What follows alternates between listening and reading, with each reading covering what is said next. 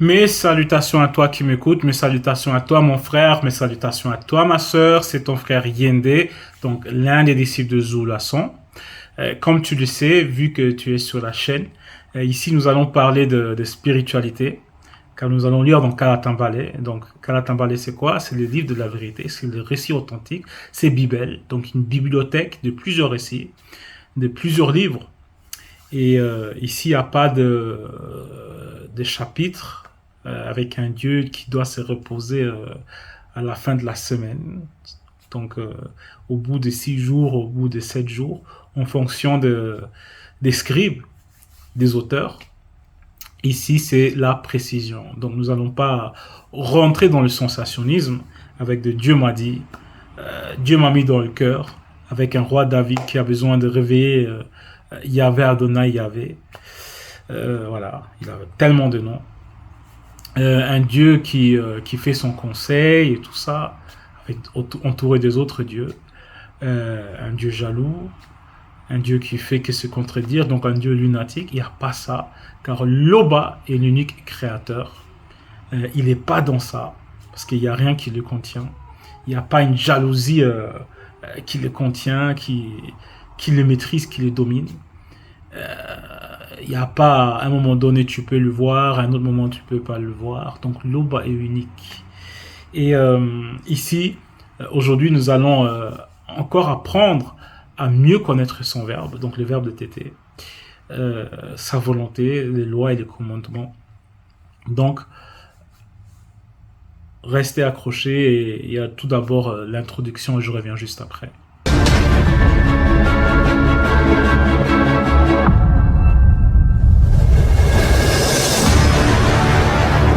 Donc, je suis de retour.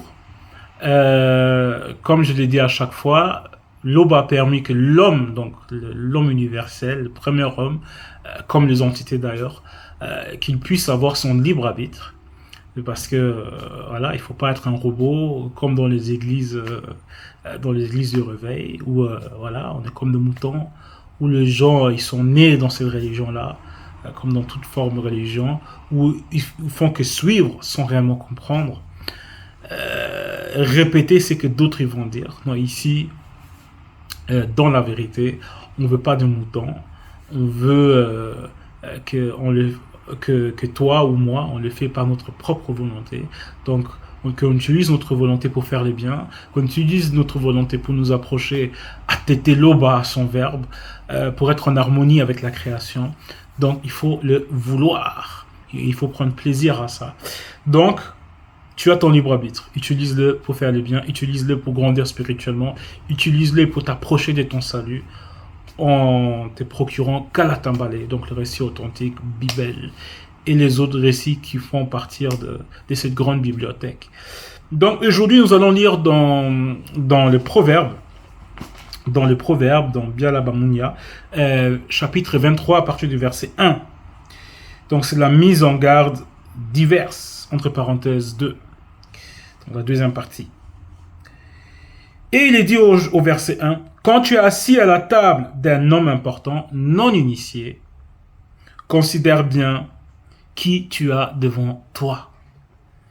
Donc, on te fait comprendre que quand tu es avec un non-initié, assis à une table, tu t'assieds à la même table qu'eux. Donc, il y a cette intimité, cette proximité avec lui. Ici, on te fait comprendre de considérer, de bien considérer qui tu as devant toi. Donc, d'observer. Parce qu'il est dit, le méchant épie le juste et cherche à le faire mourir. Donc ici, on te fait comprendre d'observer. Parce que peut-être tu as en face de toi un méchant qui t'observe. Vu qu'il est dans ton cercle intime, il est en intimité avec toi. Il cherche à te faire mourir. Il cherche à te faire du mal. Donc ici, on te fait comprendre de considérer la situation, de le considérer et de méditer sur qui tu as devant toi. Verset 2. Réfrène ton appétit si tu es un glouton. Donc si tu aimes bien manger, si tu as une manière de manger un peu brute, si tu manges vite, sans bien boire, etc.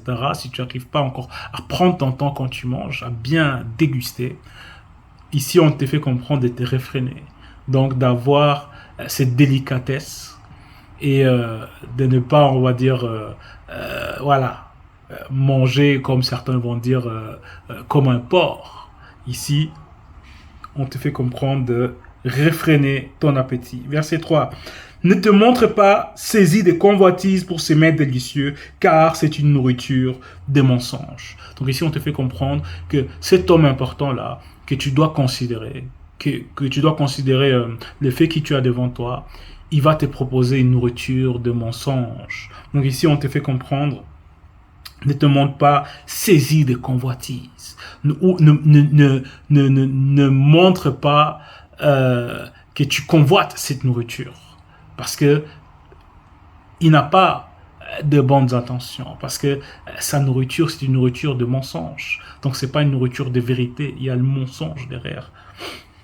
Et pour mieux comprendre, nous allons continuer où il est dit, ne te fatigue pas à courir après la richesse plus que les spirituels.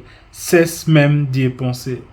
Donc, ne te fatigue pas à courir plus devant les choses divisibles que de ce qui compte réellement. Donc, ton avancement spirituel, le spirituel, les liens que tu as avec le verbe de tété. Ça, c'est la priorité. Donc ici, on nous met des priorités. Et cela ne veut pas dire que tu ne dois pas, tu n'as pas le droit de vouloir être riche ou de faire des efforts pour devenir riche, donc de faire du business, etc. Non, c'est même une bonne chose. Mais ici, on te dit, ta priorité, c'est le spirituel. C'est la vie, c'est le bonheur. Parce qu'en fin de compte, l'argent, tu peux pas le prendre avec de l'autre côté. Et c'est même mieux expliqué dans le verset 5 où il est dit, l'argent disparaît avant qu'on ait eu le temps de bien le voir. Parce que l'argent va disparaître. Tout va disparaître. Tout ce qui est dans cette réalité du visible. Donc, le spirituel est plus important. Verset 6. Ne partage pas le repas d'un homme mal intentionné et ne convoite pas ses bons plats. Parce qu'il est mal intentionné. Il y a le mal dans son intention. Il y a le mal. Donc, il n'est pas bienveillant. Il y a le mal dans son intention. Donc, tu ne sais pas comment il a fait pour avoir cette nourriture, ces bons mets, ces bons plats. Tu ne sais pas comment il les a payés. Qu'est-ce qu'il a dû faire pour les payer? Parce qu'il est mal intentionné. Ses intentions, ils sont mauvaises. Car il ne pense pas à ce qu'il dit. Mange et bois, te dit-il. Mais en réalité, il ne te veut aucun bien. Donc il te dit mange bien. Mange bien. Bois bien. Et on voit ça. Par exemple, il y a des vidéos qui font le buzz, notamment sur Facebook, Instagram et tout. Par rapport à certains frères et sœurs des races qui vont retourner au pays, que ce soit la Côte d'Ivoire, le Cameroun, le Congo, aussi dans d'autres pays. C'est un exemple en Occident aussi. Et après, on entend qu'un tel, il s'est fait empoisonner par une telle connaissance dans un restaurant, dans un bar, etc. Parce que il y a des gens qui sont mal intentionnés. Il y a des gens qui vont pas vouloir ton bien. Donc ici, c'est une mise en garde. Parce qu'il est dit, les sages voient les dangers et se cachent. C'est écrit dans les livres actuels et classiques. Donc ici, on te fait comprendre que si tu es sage, il faut pas t'asseoir à une table ou accepter la nourriture de n'importe qui. Surtout quand cette personne-là, elle est mal intentionnée. Il faut voir les dangers. C'est pour ça qu'au début, il est dit de considérer la personne qui est importante parmi les non-initiés ou celle qui t'invite, de considérer, d'observer la situation dans laquelle tu te trouves. Par la suite, tu vomiras ce que tu as mangé et tes paroles flatteuses n'auront servi à rien.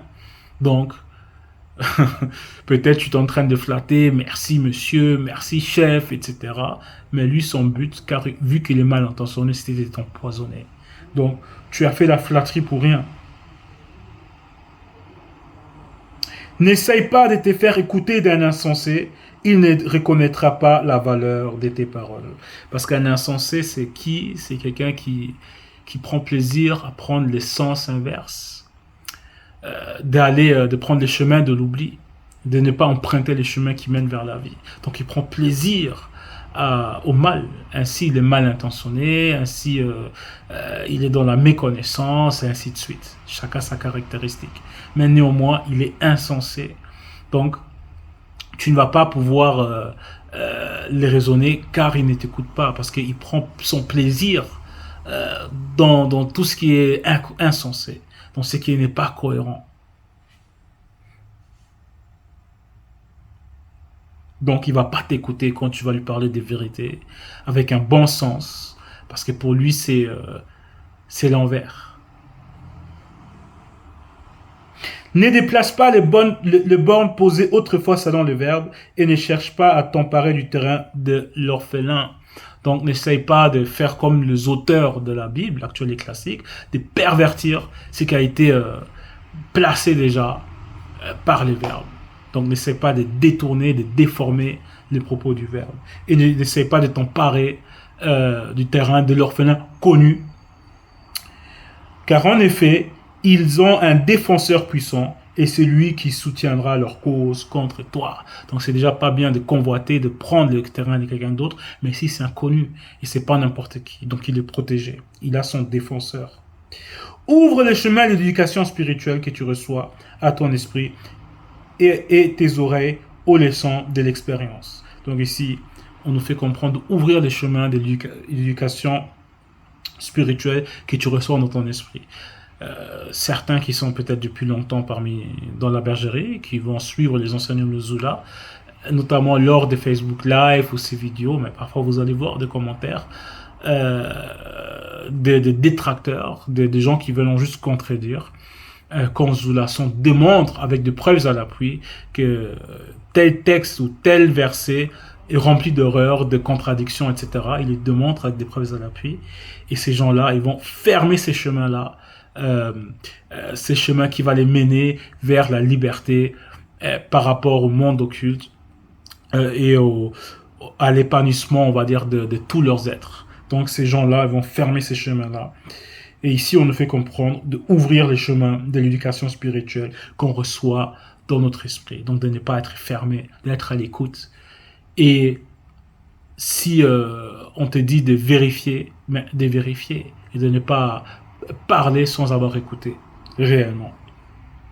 N'hésite pas à corriger ton enfant selon le verbe. Quelques bonnes corrections ne le tueront pas. Parce qu'il y a des parents qui vont dire c'est pas bien de corriger pour le développement de l'enfant, que c'est ancien, donc maintenant on est en 2024, que la modernité veut qu'on laisse l'enfant faire ses propres expériences. Non, c'est pas ça. Parce que un parent qui ne corrige pas son enfant n'aime pas son enfant. Un parent qui aime réellement son enfant va le corriger. Tu vas pas le laisser faire du n'importe quoi. Et c'est simple, dans le verset 14, on nous explique, en le corrigeant, tu peux au contraire les préserver du monde des morts. Parce que tu es en train de l'initier, tu es en train de lui montrer ce qui est bien et ce qui est mal. Quelles conséquences tel acte peut ramener avec lui. Donc, il faut corriger son enfant. Comme le mot l'a dit, elle nous corrige quand nous commettons une anti-vérité. Donc, c'était court, c'était une mise en garde pour notre épanouissement spirituel, pour notre avancement spirituel, toujours dans le but d'atteindre le salut. L'Oba est constamment glorifié car il en peut.